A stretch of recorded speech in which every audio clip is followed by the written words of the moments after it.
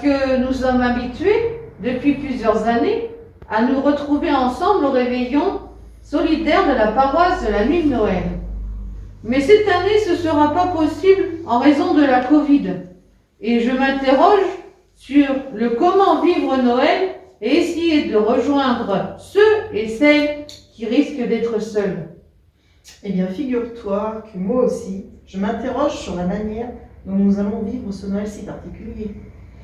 Moi, je n'en ai pas encore parlé à mon mari et à mes enfants, mais ce qui est sûr, c'est qu'il faut absolument proposer des initiatives.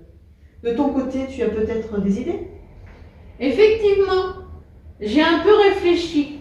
Je me dis tout d'abord qu'on se doit de respecter les consignes sanitaires en vigueur et de les appliquer avec rigueur. Mais ça ne nous prive pas de faire des suggestions, je dirais Covid compatibles. Ça, j'approuve complètement. On se doit de se comporter en citoyen, responsable de notre santé et de celle des autres. La première des choses, c'est peut-être d'y réfléchir en famille, parents, enfants, pour prendre en compte le sens de la démarche.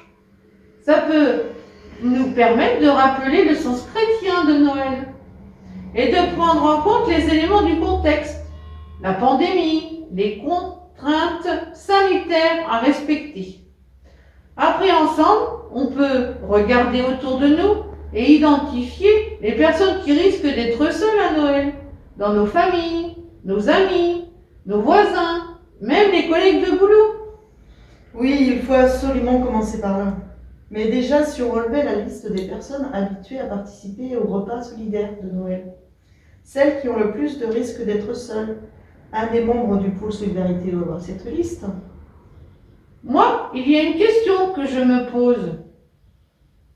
Après, le minimum qu'on puisse faire, c'est de se manifester par téléphone ou en envoyant un texto, un message par internet ou même une carte.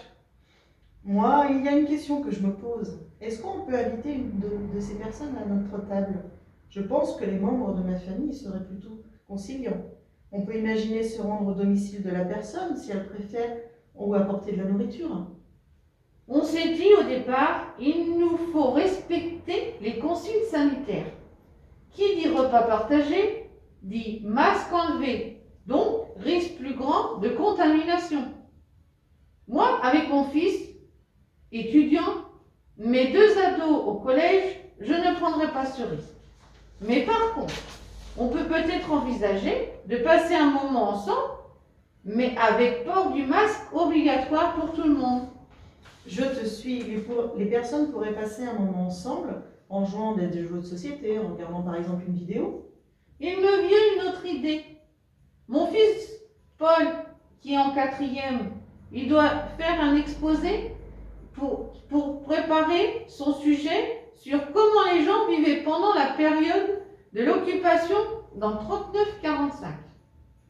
Je me suis dit qu'en en allant voir notre voisine Madeleine, qui a 88 ans, elle pourrait nous raconter ce qu'elle a vécu à cette époque et comment elle a vécu les Noëls de cette période.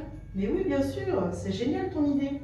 On peut imaginer qu'on pourrait trouver d'autres sujets par exemple. Je regarde ma montre, mon crédit horaire va bientôt être consommé.